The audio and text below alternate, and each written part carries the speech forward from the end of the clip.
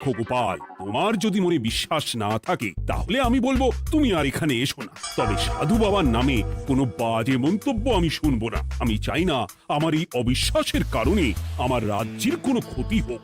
আর আমি এই রাজ্যের মন্ত্রী, আমি থাকতে তোমাকে রাজ্য নিয়ে বেশি ভাবতে হবে না। তুমি এখন যাও তো গোপাল, যাও, মহারাজকে আর বিরক্ত করো না। পাল না থাকলে এ রাজ্যের কিছুই এসে যাবে না।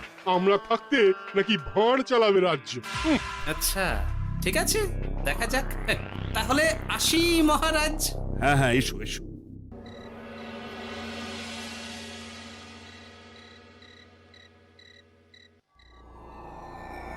মহারাজ, রানী, তুমি ফিরে এসেছো? এ আমি কি শুনছি মহারাজ? আপনি নাকি প্রাসাদে ফিরবেন না ঠিক করেছেন? হ্যাঁ রানী, তুমি ঠিকই শুনেছ। আমি আর প্রাসাদে ফিরবো না।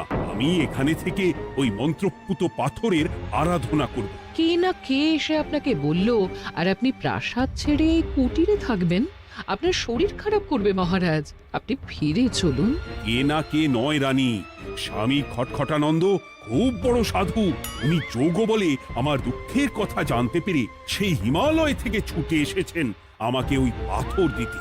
তুমি আমায় ফিরতে জোর করো না রানী। আর আপনার রাজ্য, আপনার প্রজারা, তাদের কি হবে মহারাজ?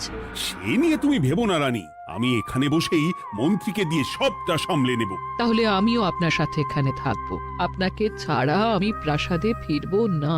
তা হয় না রানী, সাধু বাবা আমাকে একা থাকতে বলেছেন। এসব ধ্যান যোগ আরাধনা একা করতে হয়। গোপাল সবটা জানে মহারাজ? আহ, আমার সামনেও নাম করবে না রানী। গোপালের কত বড় সাহস তুমি ভাবো একবার। ও বলে সাধু বাবা ভণ্ডও হতে পারে। আমার তখন ইচ্ছা করছিল ওর মাথার যে কটা চুল আছে সেটাও ছিঁড়ে নিতে।